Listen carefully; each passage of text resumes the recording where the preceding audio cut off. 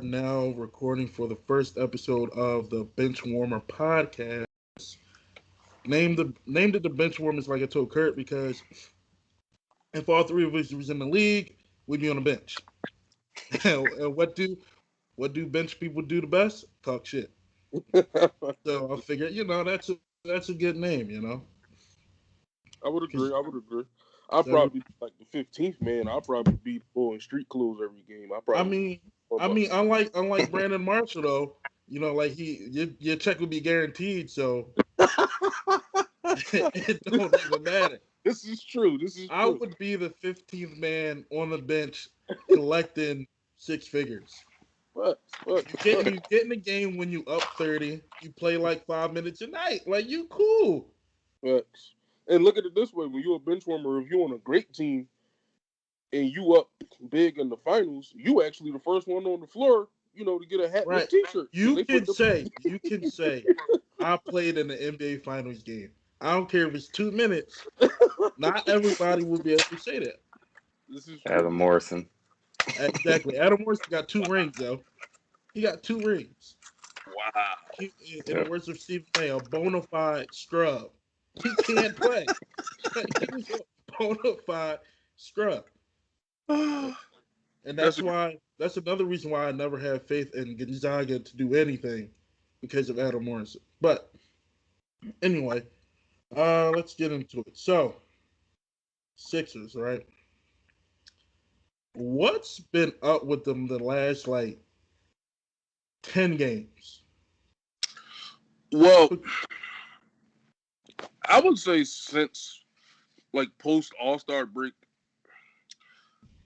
we're still winning games at a good capacity. It's just something just seems off. I don't know if we're our key players are tired.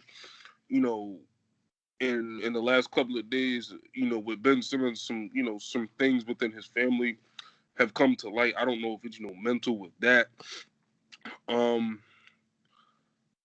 But everybody's starting to jump off ship because we had a loss to the Pelicans. Zion I believe he put up 37 points on us. And I just feel like with the Sixers team, at least from the fan base, a lot of people get caught in that prisoner of the moment mentality. Like, oh yeah, I think we went 8-2 without Embiid or 7-3 or something like that, and nobody mentions that, but everybody mentions how well the Nets are playing, and it's just like, okay, I understand, it's either going to come down to us, them, or the Milwaukee Bucks, but it's like, and I put this on social media several times when it comes to the Sixers. When we win games, people still complain about what we could have done better, what we can improve on, and that's fair. There's always room for improvement. When the Nets play, for example, they lost to the seemingly terribly Los Angeles depleted Lakers with no AD, no LeBron, no Casey, and people are still saying, oh well, yeah, they didn't have Kyrie, and it's that they get every excuse in the world, and it's just like, well, when we play well, we still don't get any credit. We still get talked about, oh well, can Tobias do this in the playoffs? Is Joel Embiid going to be healthy? When is Ben Simmons going to shoot a jump shot? Can Doc Rivers, what if they're up 3-1? Can Doc Rivers get that monkey off off his back? Can the Sixers make it past the second round? It's just so frustrating. I don't think the Sixer issues are as big as people make them out to be. I just think it will be hard, but let's just say, I mean, I can't predict the future at all, but let's just say we do face the Brooklyn Nets in the Eastern Conference Finals. I think out of us in Milwaukee, we'd be the best team to match up against them because we have what no other team has, and that is a Joel Embiid. Right. But right now, I'm not at all worried. We do have a pretty tough stretch coming up with 7 straight nationally televised games starting. I believe we play tomorrow. We play the Mavericks. You play Luka the GOAT. Luka the GOAT. Come on, Mike. Luka the GOAT. We play the Mavericks, then we play the Nets, we play the Suns, we play the Bucks twice coming up, and I think we play the Warriors again. Clippers and Warriors, yeah. So we got a pretty rough stretch, but I mean we're one of the top teams in the East for a reason. I've been saying it all year, and I'm going to continue to say it. Philly versus everybody. I feel really confident. Number one, because we don't have Brett Brown. That's a separate story in itself, though. But I feel like this. I feel like this Sixers team can be a solid, can be a respectable team come playoff time. It's just, you know, people are so physically scarred and emotionally scarred from how things have gone in the past that they just don't trust us. They think they deem us as fool's gold. But I'm here to put on record. I think I like us making a run this year. I really do. I mean, you definitely got a point, and to go back on the Lakers Nets game, the Nets got cooked by Andre Drummond. Like, how do you get cooked by Andre Drummond? Like, my man was looking like Detroit Pistons Drummond of 4 years ago when it was him and Greg Monroe. Mm-hmm. I actually thought them two were going to do something, but it's Detroit. I'm done. But yeah, the Sixers got Mavs, Nets, Clippers, Warriors, Suns, Bucks, and Bucks. But the good thing about it is, out of those games, you have 4 straight home games. And exactly. And the team is good at home, but they're not as bad as they used to be on the road. They're a lot more respectable on the road. Yep.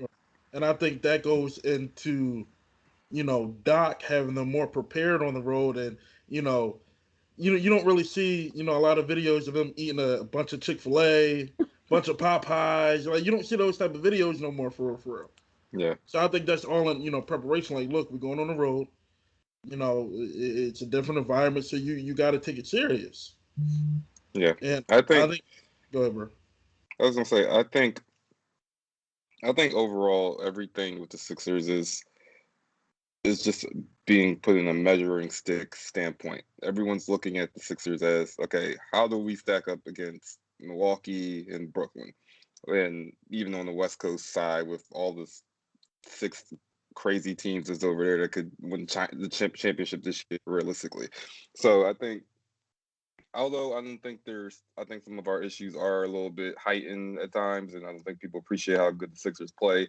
I do understand why people are a little nervous, because you got to think about from our standpoint, from a fan standpoint. A lot of stuff has to go right for our team to win.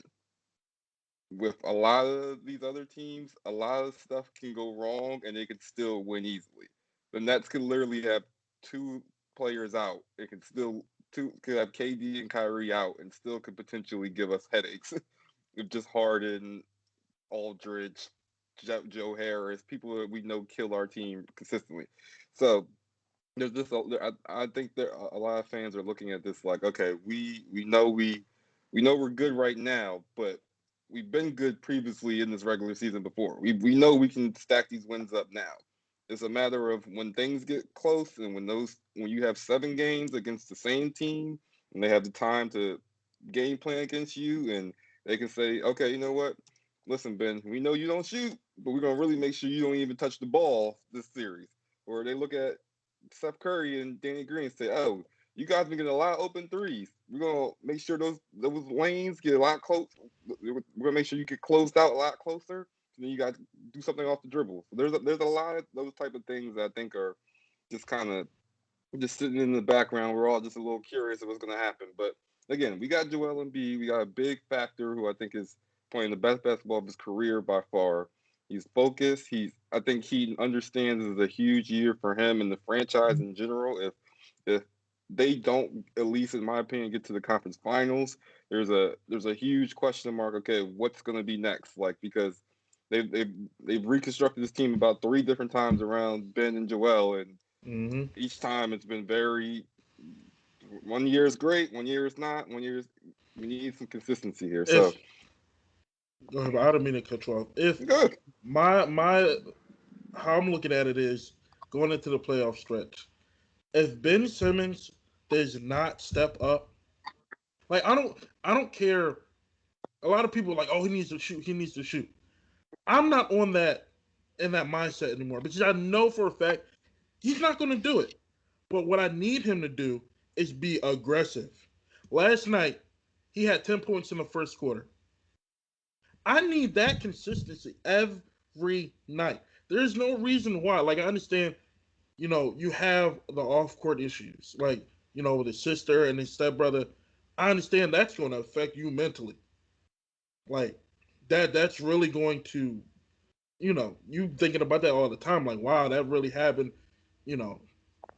But, Yeah. like, if you look at him, what he does, and it annoys the crap out of him. I don't know if y'all ever picked up on it, but around All-Star time, he always improves for some reason, gets more aggressive, and then it's like post All-Star, it's like I made the All-Star game, I got that accolade. Now I can go in cruise mode and go back to dropping 12 points and 4 assists and 3 rebounds.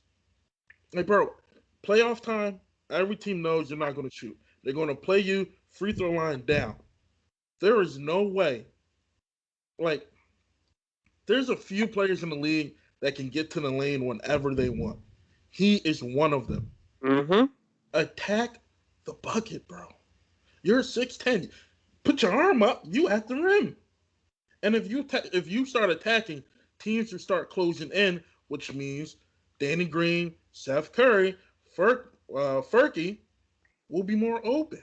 Because you already know they're going to double team Embiid in the playoffs. You already know that's going to happen. But the good thing about Embiid this year is he's gotten better at passing out of the double team, making quicker decisions, seeing the double team coming instead of in past years waiting for the double team. Now he's stuck on the box with the out of bounds is the third defender. So now you got 3 defenders around you, and then he'll make an ill-advised cross-court pass, get stolen. Like it's a lot of things that need to improve going into the playoffs. And the good thing about I'm looking at the schedule. Good thing about the after this 1, 2, 3, 4, 5, 7 game stretch, you play teams who are trash, so that could get you momentum going into the playoffs, working on things to get ready for the playoffs. Ben can use, we got the Thunder, the Hawks twice, Spurs, Bulls is not really easy anymore because they got somewhat of a squad. Houston, the Pelicans, Detroit Pacers, Miami, or Magic. Use those games to start getting aggressive, to start getting ready for the playoffs. Because, like Dan said, if the Sixers don't make it to the conference finals, somebody got to get traded. Because and it's gonna be Ben. It's not. They would be foolish to. Yeah, I would trade Ben. And to be honest, when James Harden was available, I would have traded Ben then. But see, that's the thing. There's so much speculation about, well, why didn't the Sixers press hard for James Harden? The Houston Rockets front office is probably the pettiest front office in the history of American sports because they have a personal vendetta against Denver. They've literally traded every marquee player that they have to all of our rivals, all of our competitors. The Bucks, the Heat, the Nets. It's like they're doing everything in their power to eliminate us from winning a title. But isn't that what happens with every sports team? Every Philly sports team, rather say. But not to this, bro. They traded 4 marquee players in one season, bro. Well, if you consider PJ Tucker a marquee player, defensively, I absolutely do not. I don't understand that fascination around PJ Tucker. He does nothing. He does absolutely nothing but wear sneakers, and it's annoying as crap. Why I saw on Sixers Twitter, oh, we need PJ Tucker for what? For what? Please tell me. I never was on the PJ Tucker, hype train. It's Mike Scott with a sneaker deal. Don't bring up Mike Scott, man. Tell me he's not. What does PJ Tucker do differently to Mike Scott? Besides wear exclusive sneakers, like it's no difference. They'll hit you. They'll hit you maybe a 3 a game. Yeah, if that. They bring toughness. Because Mike Scott ain't no bitch. You know that. Oh no, without a doubt. So that's why I don't Eagles fans learned that real quick. Well, the Washington fans, but we're not going to discuss. No, that wasn't Eagles fans. Yeah, he's a Washington football team fan. He threw hands with about 7 Eagles fans, and They all got the hands. I saw the video. So quick question. Back to the Sixers. Who are we? Who do we not? Let's just say realistically, Brooklyn just is in the conference finals. Is somebody we have to potentially deal with. We know we're going to see them eventually. Who do we not want to see before that? Miami. I'm not worried about Miami. To be honest, this Miami team is different than last year's Miami team. They don't have it's like the oomph about them. And Oladipo just went out again. No. It's not even that. It's just mentally, I don't think we'd be able to keep up with Miami based off. I just feel like with Philadelphia's luck, Miami will get super hot from three. Because we've seen them do it. We've had games where we've absolutely annihilated them, from the perimeter and from the 3-point line. And then they've had games against us where it's just like, you can't even defend Tyler Hero or Duncan Robinson because it's like 2 steps past the half-court line. They just pulling up, and it's just all net. It's not bad. It's not bad defense. It's just, it's just a long-distance shot that they can hit. And it's just with 50-50 balls and stuff like that, and the whole Jimmy Butler versus Ben Simmons and Tobias Harris, and I used to play here. I just wouldn't want to deal with that. I would stay far away from it. That's the only team that I would give a side eye to. I really don't fear any other team in the East. I would love, and one more thing, I would love if we got the 1 seed and Boston got the 8 seed. Just because they put us out of the playoffs the last 2 or 3 years, I would love for Joel Embiid to be able to put Boston out of the playoffs. Facts. Boston definitely not scared of at all. But the team, for some reason, that is like a thorn in my side is the Knicks. For some reason, because they play dumb hard. Like, they're so physical and so annoying. Like, I know they're not going to beat the Sixers in a 7-game series. No, they're not. They might win just 1 game, bro. But if you play them in the first round, that's a physical team. That'll take a lot out of you. Yeah. And I agree. But that's also, and I see your point, because the physicality, like, you don't want to, especially in the first round, you don't want to go 7 games with the Knicks or any team for that. I mean, you don't even want to go 5 or 6 with them. You want to, you got to get them out of here immediately. But the problem is, they don't go away.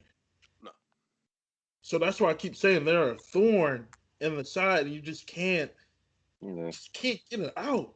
Because you go up 10, you think, all right, you're going to get out here. They make a quick run. Reggie Bullock out of nowhere will make like 3 threes. Who I hate. I hate him with passion. I feel like this Knicks team is like how that Brooklyn team was we played a couple of years ago in the first round. They weren't as physical though. They're not as physical, but they're all young players with nothing to lose. Like, nobody really even picked Brooklyn to make the playoffs that year, and then they came into our house and punched us right in the face. Game 1, we lost, and we like, all right, hold up, let's revamp this thing. Like, D'Angelo Russell and them not playing. Same thing with Julius Randle. Like, Julius Randle has these dudes balling. So, I kind of see your point. And, like, I watched, both Knicks games. We easily could have lost both, especially the way Julius Randle hit that miracle Kawhi-like corner 3, which is, still engraved in my head. But that's a different story for a different day. But, yeah, I kind of see your point. But, I mean, I absolutely would not expect us to lose a series. But if it went, 5, 6, or 7, I would be highly disappointed. It's just I'll give you draining of it. Go ahead, bro. I'm sorry. I'll give you a team that I think is a little bit of a sleeper team in the East. I don't think they've been talked about a lot, but I've watched a lot of their games lately. I think they're very interesting. The Atlanta Hawks. I'm going to tell you why. That team has really turned around since Nate McMillan's taken over for Lloyd Pierce. He's really connected with Trae Young really well. Trae Young's playing a lot smarter, not as many turnovers as usual. Really buy into his system. They have a nice little core there with Bogdanovich, with Gallinari, with John Collins. They have a team that again, I don't think the Sixers. I think the Sixers could definitely beat them in a 7-game series, but they're a type of team that would make that a very interesting series because they play well on the road. They're okay at home, but they actually play pretty well on the road as well. And the thing that gets me with that team is also they're a team that knows this team pretty well. Also, they have the size to compete with Embiid, with Capella, a couple other bigger players that they have on their team. They're a team I would just watch out for just to see where they fall in the rankings a little bit. And you also got to remember, don't forget they just acquired your man Lemon Pepper Lou from down in Mr. Magic City. Mr. Magic City. Lemon Pepper Lou is now on the team again, anchoring that 6-man spot and giving them some more bench support. So again, not a team that I fear, but a team that I think could make an interesting series for the Sixers if they have to face them. One other team before we go to the next topic, the Chicago Bulls.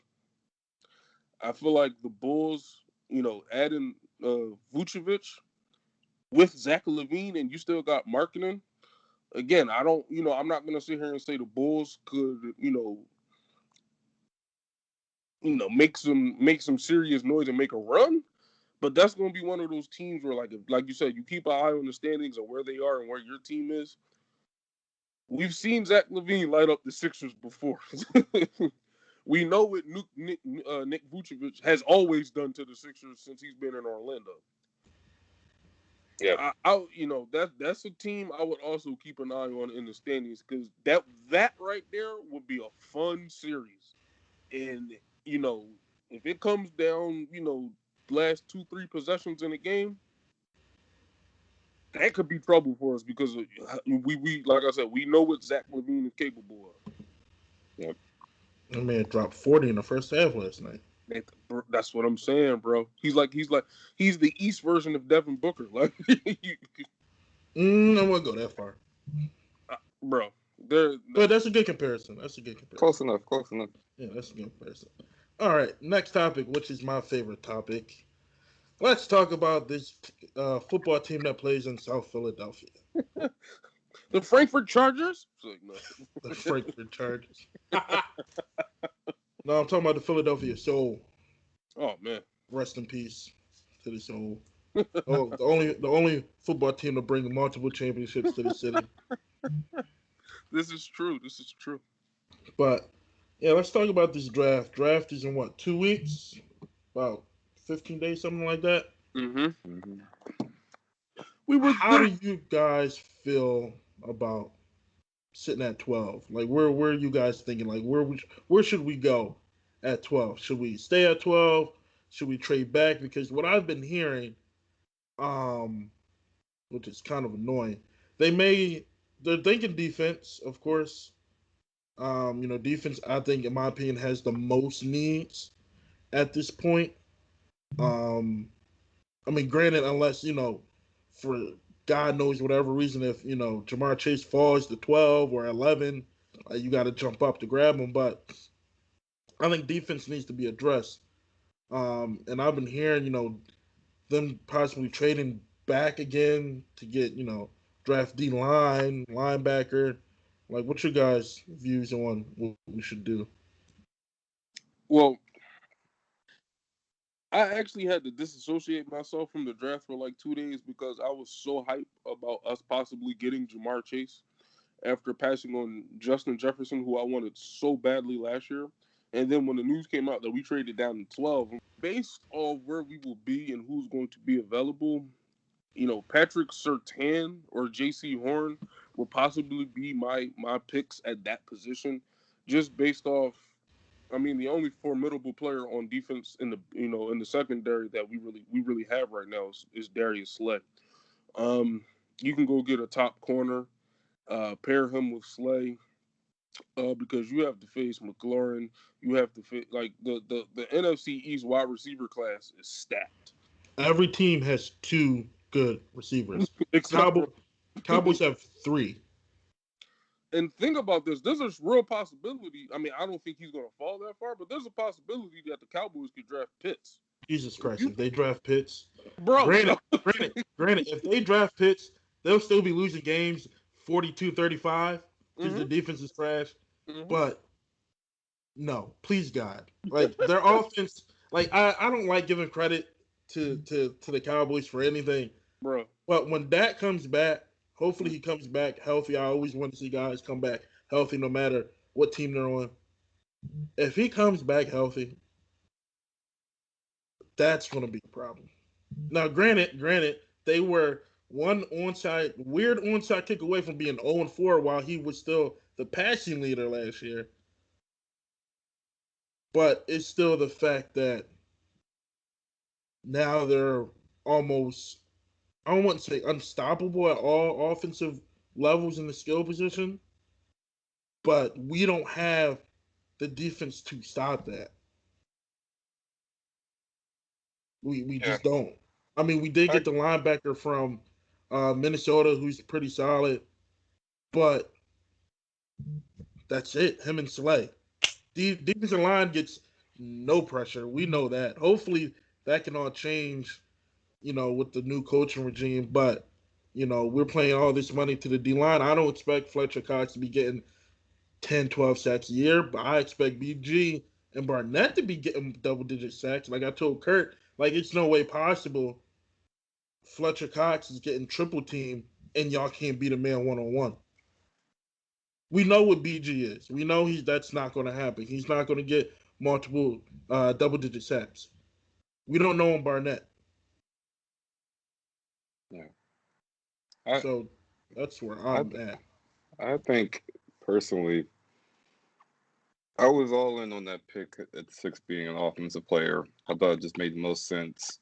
You're gonna get somebody solid, whether it been Smith, Chase, Pitts, somebody was gonna fall just because of how the quarterback drama at the top was gonna drop. Now we clearly don't have that, and I think, of course, you could potentially go with maybe Jalen Waddle if he falls. But again, I don't know. I don't know how big of a I think the drop on the receiver core is kind of big from the big 2 or 3 to then Waddle. So I'm not sure I'd love that pick, to be honest with you. I'm fine to go all in on being defense in this pick. I think whoever, if we can get a JC Horn, somebody like you said, you guys are saying we have a lot of receivers are playing this year, just deep receivers all around the NFC. To be honest with you, that makes sense. But it's probably the most important draft we'll have in the next 5 years of this organization, at least, just because it really, if we can get, I think we have 11 picks period. If we can hit on at least 5 of them, and to the extent of them being starters or contributors in some standpoint, it makes these next few drafts a lot better and a lot easier for us to really choose who we really need to get after on these big marquee players. But this draft goes sideways like Howie has done for the last previous years. Like we're done for a while. So And Can I interject really quickly? go ahead, bro. Before I give my opinion, I want both of you guys' opinion. How do we honestly feel about this Jalen Hurts situation? Wait, I before you answer that, I mean like as a whole spectrum. Them trying to move up to get another quarterback.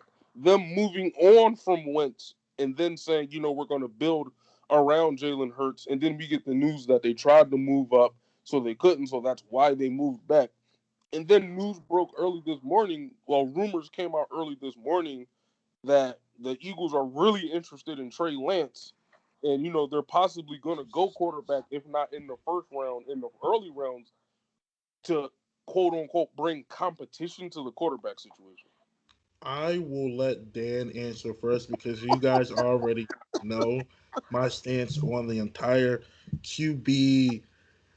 What did Howie Roseman call it? The we are a QB factory, and then he came out and reneged on it and said we are not a QB factory. But now he tried to trade up to grab another QB, and now they're interested in another North Dakota QB. Like it doesn't make sense. But Dan, you have the floor, bro. I will let you answer first listen. before I start ranting, and then we end up at like 1 o'clock. And so go ahead, bro.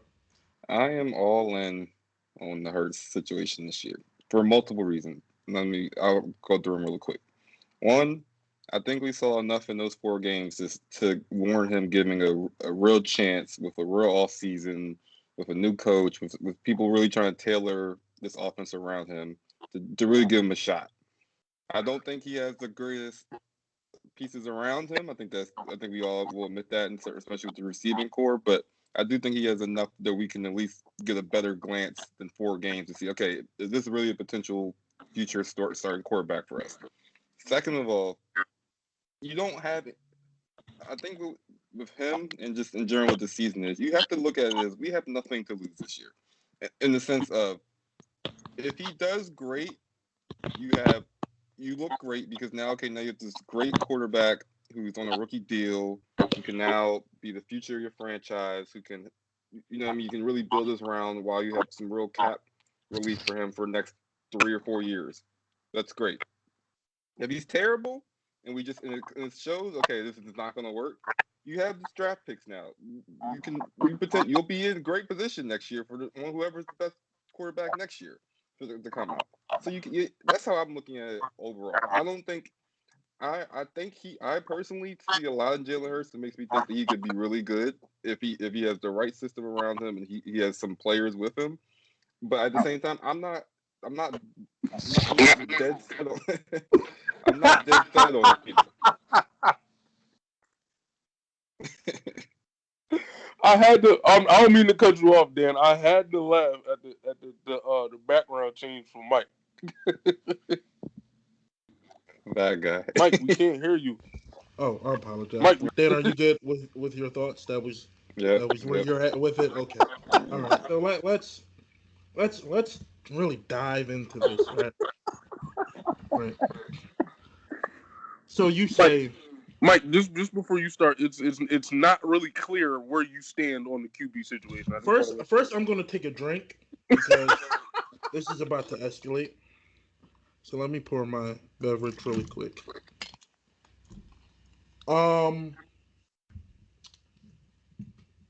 So let's start at the Carson thing. I know everyone's tired of talking about it, blah blah blah. But this is I kind of cleanse myself. I always say I'm not going to discuss it with people on Twitter. I'm not going to do any of that anymore. But I just want to look at something really quick. So besides the 1 year, of course, when we won the Super Bowl, have the Eagles truly tried to build around Carson? No, not really. I mean, they got Miles, they got Dallas Goedert, Andre Dillard, 3 guys for some reason who can't stay on the field, but nevertheless. Then you have an opportunity actually have multiple opportunities to get good receivers. You chose Jalen Reagor, who I'm not going to put judgment on yet because we don't know what he is.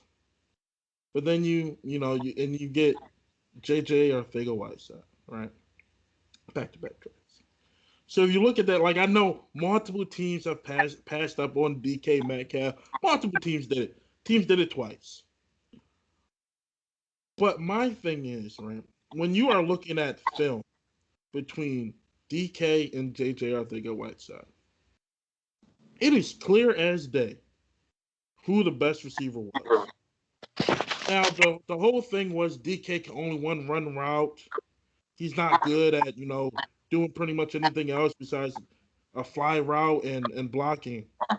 But that one route is better than everything JJ Arcega-Whiteside did. Everything. Now, my other problem is with that pick is what is the beef with Howie from picking SEC players? If you want pro-ready players, you pick from the goddamn pool. You go down south and just literally pick a receiver. Pick one. Just pick one. Pick one. You know? He loves the Pac-12. And I hate the Pac-12. Everyone knows I hate the Pac-12. Nothing but scrubs come from the Pac-12. They play no defense. They score 50 points a game, and they play football at 10:30 at night. It's annoying. Everything about them is annoying. That's so true. My thing is, you start off with the SEC. you look at everyone's film. I'm pretty sure that draft there were probably 5 receivers from that conference better than J.J. Arcega-Whiteside. But okay, now let's move on. Justin Jefferson is sitting right there. Another SEC receiver. Why not pick him? Because everyone's saying he's a slot receiver. He's another Jordan Matthews. Bro, your scouts are literally telling you, pick him, pick him. But you want to be the smartest person in the room and go pick a project. I'm tired of project players. That's what I'm tired of. I'm tired of players who were like, oh, we'll see what they are. When we know what Justin Jefferson was. We know what DK was. And their games literally just transferred to the league. They came in snapping. Now, Jalen Reagor, all Eagles fans are like, well, we got to see what he is. Now he's what? Going on 2 years behind Justin Jefferson because Justin Jefferson just going to keep getting better. So that's my issue. You have, you could have picked 2 receivers to put around Carson, which would have been better than what we currently have. Okay. Now going into this draft, you have a chance to get, again, another SEC receiver, another great receiver whose game is just going to transfer to the NFL with ease. What do? You trade back? You make your job harder now? Because at the 6th pick, it was literally Howie proof. Literally. You could have picked Chase, Smith, Pitts. It would have been cool. 3 players you could have picked that would have been like, okay, great. Great picks. But now you put yourself in a hole. Now you're hoping players fall. And now you're kind of like, at 12, the only players that are probably going to be there are defensive players, to be honest. So that puts you in like in a position where you can only focus on one side of the ball. Where at 6, it's like, okay, do we want to go offense? We have these 3 players here. Then we have these 3 defensive players here. That all could have been good picks. But now we're back at 12. We're probably going to pick a D tackle or a D end because we love D linemen. Because I doubt they'll pick what's his name from Penn State? Michael Parsons. Yeah. Even if we go pick Farley from VT, everyone knows my VT love. That'd be cool. But back to what I was saying, like they never truly built around Carson. So what confidence do I have in this organization to build around Jalen? We do have the picks. We do have them. But do I have confidence that we'll make the right ones? Absolutely not. Do I believe that they're going to do what they did to Carson all over again? Absolutely. Absolutely. Which put him, in a hole. I mean, bro, you could take it, not to cut you off, but you could take it farther back. Like, look how long it took them to get McNabb viable receivers. It was at the end of his tenure. Bro. I mean, yeah, he had, at one point, his best receivers were what? Brett Selleck and L.J. Smith. And McNabb, probably the worst receivers I've ever seen in my Todd Pinkston, Greg Lewis, Bobby McMullen, James Thrash, Freddie Mitchell, Reggie Brown, Kevin Curtis. Ooh. Well, Kevin Curtis was my man. Just because his last name was Curtis. Like his best weapon was damn near Westbrook. Yeah, the guy we got from the Saints, I can see his face, but I can't remember his name. Dante Stallworth. I mean, tier 3 receiver. Like, I'm just saying. The guys they drafted were Hank Basket. Come on, man. Scrubs. But then history repeats itself. You got guys that, I mean, these last 2 years has probably been the best wide receiver classes since the year Mike Evans and all those guys came out in 2016, I believe it was. And it's just, I don't understand his allergy to the SEC. I mean, you have the SEC is literally, the SEC could literally be be an NFL development league all by itself, bro. Like, Yep, absolutely. Take it away from college and make it like a G League, and the pickings are there. And then you go grab a wide receiver that ran a 4.35 that went to, Mississippi Technical Circus Institute, and it blows my mind. I don't understand it. I hope for Jalen's sake, because at the end of the day, I'm an Eagles fan. For now. Without a doubt. For now. I'll always be an Eagles fan. For now. I'm just saying, don't let a certain player go to the Colts in this upcoming draft. It's a wrap. Anyway, I hope for his sake that they learn from their mistakes with Carson. Now, Carson, I'm not going to act like he wasn't at his own fault with certain things he did. But at the end of the day, I want Jalen to be great. That's where I stand on it. He's the quarterback for the Eagles now. They better not draft another quarterback for competition reasons, because that's stupid. You have Joe Flacco, who's your backup. That's all you need. That's all you need. The quarterback right now does not need to be addressed. Now, like what Dan said, to piggyback when he said, if Jalen isn't the guy this year, cool. We have the picks next year to, flip and move up, because you always know every year there's going to be two quarterbacks that pop up out of nowhere. Mm-hmm. It happens every year. With the 12th pick, the Eagles select Mac Jones from Alabama. Jesus Christ, they better not. I don't want no Alabama quarterback. All Alabama people don't understand. All Alabama quarterbacks are scrubs. They put up great stats because they have top tier weapons. Well, think about it. I was going to say, I do think Tua will be good. Yeah, we'll see. He's probably the first one in a long lineage of Alabama quarterbacks, but I do think he'll be good. It's funny, all the Alabama quarterbacks literally have the same build. Like AJ McCarron, Mac Jones, they all built the same way.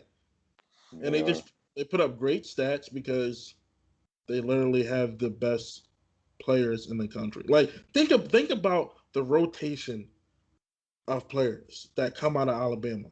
Because now this year coming up, they're going to have two great receivers, a great running back, and a quarterback who throws for 4,500 yards. It happens every year. Final. Speaking of Alabama, you ever notice their running backs already look like they play in the NFL? Grown ass men. I'm just like Mark Ingram, and I'm like Trent Richardson. They're all huge. That's why I keep going back to just close your eyes, Howie, and just randomly pick a player from the SEC. Not Jalen Mills, who's thank God he's gone. Oh, they got the best out of Jalen Mills, though. They did. Whatever that means. Wasn't a lot. Right. That wasn't a lot. Whatever that means, the best out of Jalen. Congrats, bro. Go. For a 7th round pick, bro. I mean, I will say this. Jalen Mills, to me, was that's the only move he couldn't defend, so that's the only move everybody ever ran on him was the double move. Jesus. But the double, I mean, as long as it wasn't a double move, he held it down on his side of the field. As long as it wasn't a double move. Now the only thing was 80% of the time it was a double move, so he was getting cooked. Bro, my man did not held shit down between the 20s. Now you get to the red zone, I'll give him credit. He was better. I mean, of course, it's easy to only defend 20 yards. But he was better, so I'll give him credit there. Wait, go ahead. Jalen Mills or who? Nate Allen.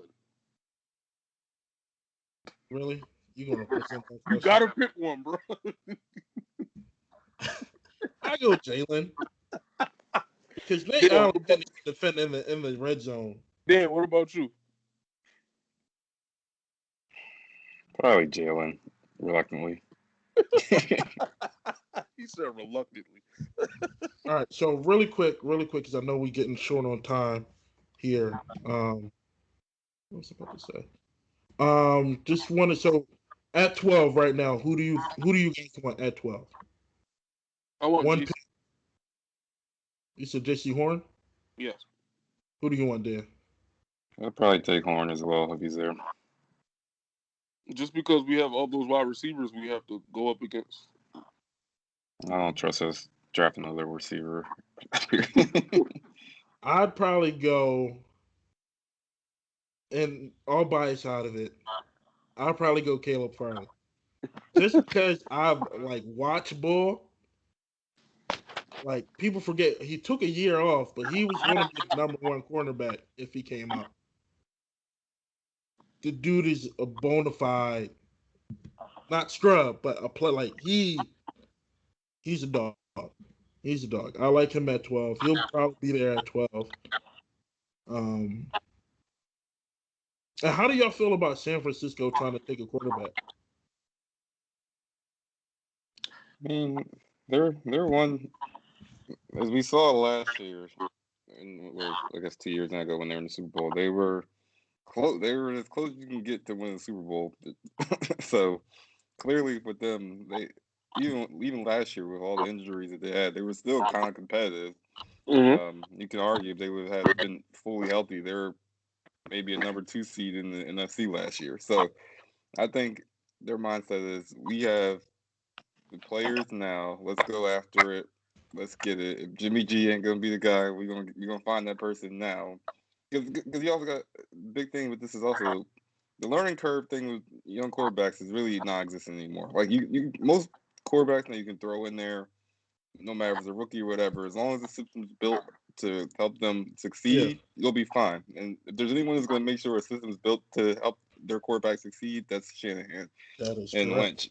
So I think if they say, hey, Trey Lance is our guy or Fields is our guy or whoever the hell it is, like they clearly know they can get it now. They think this is their opportunity now. So I'm fine with it. Go for it. I call Jimmy G Matt Castle 2.0. Those New England quarterbacks who have those great year in New England, then they go off to another team, get signed. They have one solid year with that team, and then they're just ain't shit after that. Now, granted, Jimmy G, who also for some odd reason is still not getting labeled injury prone, which he is, Mm-hmm. but he can't stay healthy. So I think it is time for them to bring in another quarterback, whether it be Justin Fields or whoever, just to start to move on. Because what happens if Jimmy G comes back next year, tears his ACL again, or whatever? Now you're back. Now you're back in a situation with who were the backups? Breathford or whatever his name was. CJ Buff. Yeah, like now you're back in a situation with you know terrible quarterbacks. I look at it not to control. I look at it like this. I don't really think Jimmy G is bad per se. I think it is more so along the lines of how good is his good. Like, have we seen the best of him?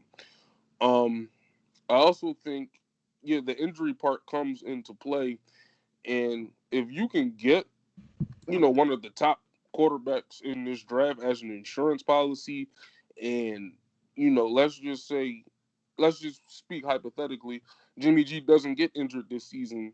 Well, you still have that quarterback sitting on your bench, soaking up your offense, learning, the playbook, doing what he's got to do. So when his number's called, he's successful to be implemented, i.e., like an Aaron Rodgers situation.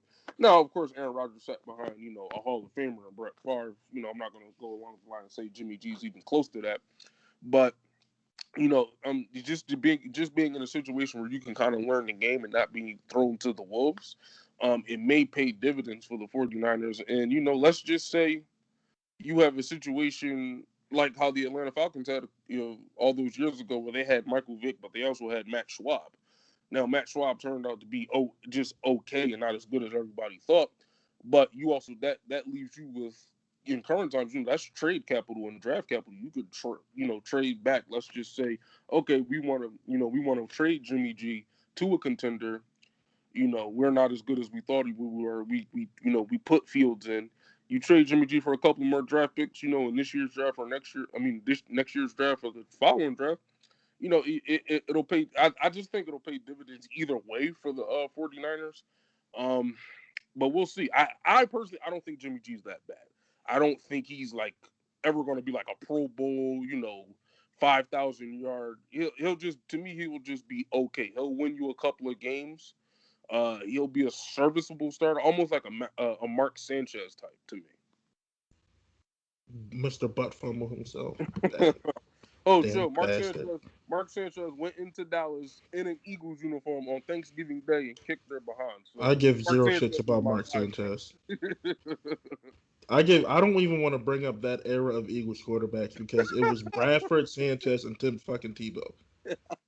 Why was Tim Tebow here? Why was he here? I forgot we had Tim Tebow until somebody on Twitter posted like a preseason game when we had Tim Tebow. I remember that. What was I about to say? Oh, y'all remember when we had Jeff Blake? We're not going to talk about these scrubs because now I'm just getting angry. Now I got to go watch Carson highlights to. And the Eagles, I got a feeling the Eagles are really going to regret that trade because, I thought them bringing in Sirianni was actually for Carson. To be honest, that's what I thought. And when they made that trade, now I'm like confused because based off what Nick Sirianni said, they used Carson's film to basically game plan. So I'm thinking you got a guy coming from Frank Reich's system who knows Carson. They watch Carson all the time. I would have gave Carson one more year. The offensive line was coming back healthy. You draft a couple receivers, a couple skill guys, a couple defensive players, see what could happen. Now, granted, we probably weren't going to win the Super Bowl next year because we just aren't at that level. But just to see if Carson could have got his mojo back. Now, let me cut you off. Go ahead, bro. The one thing that I will say is just, in my personal opinion, with just Sirianni's hire is, I think it's just another simple ploy by Lurie, which has been happening for basically the last 10 years, which is, let me hire someone from any type of successful season that we had recently. Or who's connected to anybody that we've had in a successful season recently. So we know all the Andy Reid hires, Andy Reid, Peterson, all that stuff.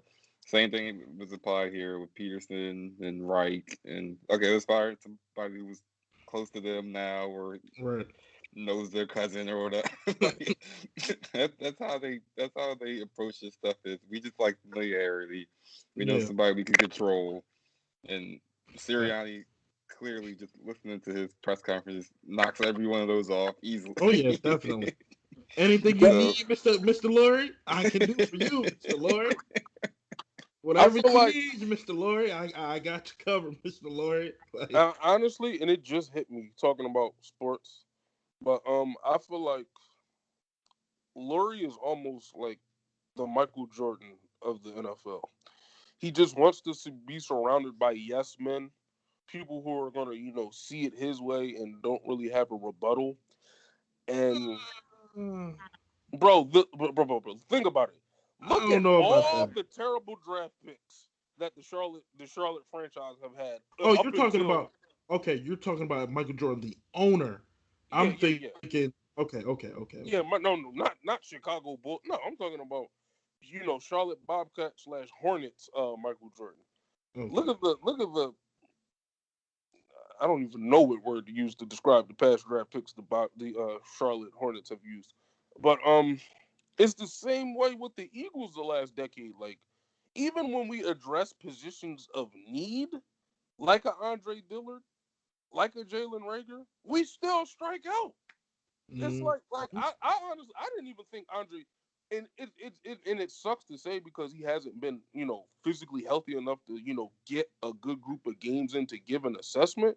But from what we hear and what we've been told, he isn't the toughest out of the group mentally or physically. And the same thing can be said for JJ Arcega-Whiteside. I mean, the guy was standing on the sideline under an umbrella, like with his mama, with his goddamn mama at training camp. Get your mom off the goddamn field. Like, It's a training camp.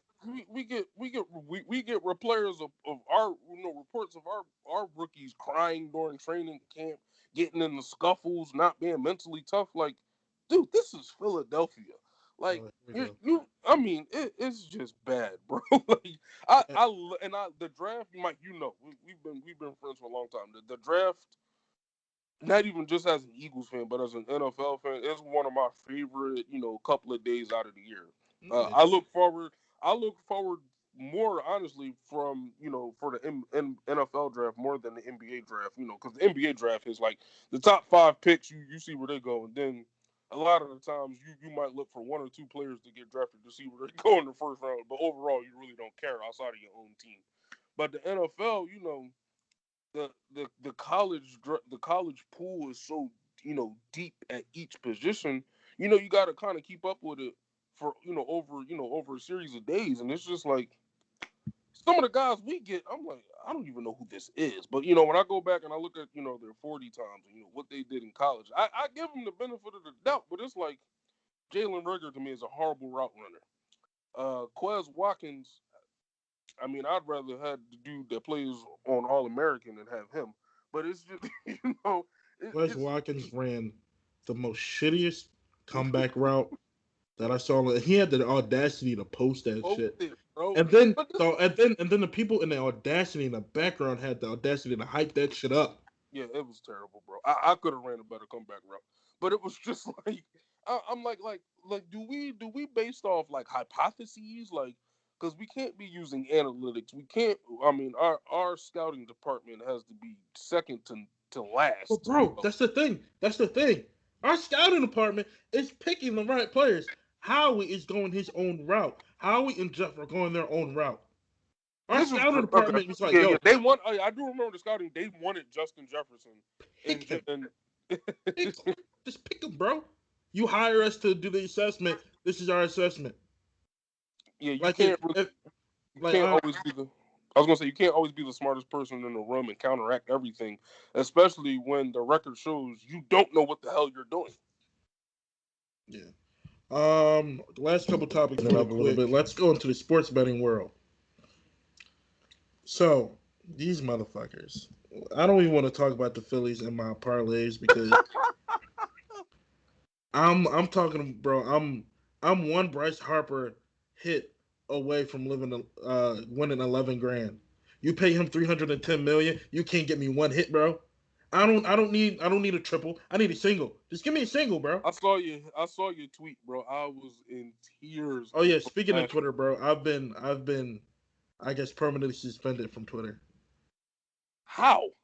Bro, people are soft. That's how. They can't take the heat. They start talking about stuff, and then, I try to ignore it, but people keep talking and people keep spreading. That's the problem. I don't like when people spread bullshit. Mike, do you realize the only person to be permanently banned from Twitter is Donald Trump? Yes, I know. Everyone's been calling me the Black Trump the last 2 days.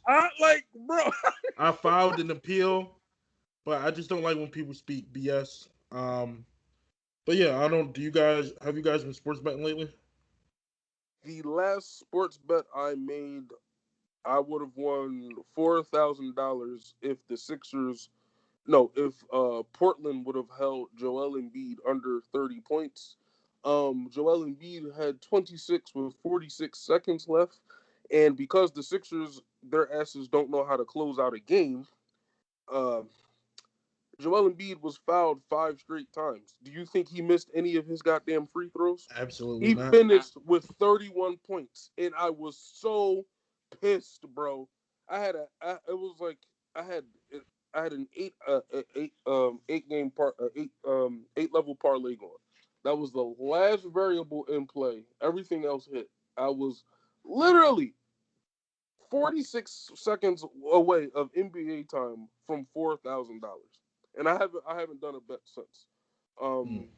That was like last month, mainly because I got too focused into work, and birthdays and family stuff started coming up, so I haven't even really been able to place any bets like how I wanted to. Probably save my bets for the playoffs. Now, baseball and hockey, I'm pretty much undefeated undefeated in when it comes to parlays. But the problem is I pair them with basketball, which screws me over. So basketball, I thought I figured out a way of like always winning basketball. So what I would do is, let's say if the Sixers are favored by 5.5, right? What I would do is I would alternate the spread so it would be Sixers plus 11, meaning Sixers, would have to lose by 12 for me not to win. And I'm looking at the game like, no way they losing this team by 12. Or I would do the opposite. I would do, okay, like when they played Sacramento, I did Sacramento plus 18.5. I'm like, okay, Sixers will probably blow them out, but Sacramento would, keep it close early. They'll probably lose by like 15. They lost by 30. So that is like, I thought I had a loose proof type thing, but yeah, I had to take like a week hiatus off it. And I'm never betting on the Yankees, which is Dan's favorite team. Yeah. Bastards. No, Speaking of base, real quick, pay homage to the great DMX. Favorite DMX song?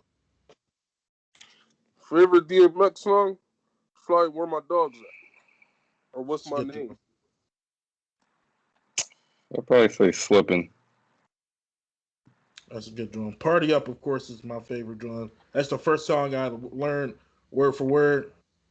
Don't ask me why. That's the first song I learned word for word. But that's my go-to. It's a classic. Yeah, it's a classic. Yeah, Especially and when I'm out to feeling the haters. shout out to the Eagles for playing that after the pick six in the NFC Championship game that year. They played that. Yeah. Yes, they did. After who caught the pick six for the Eagles? Peterson. Who?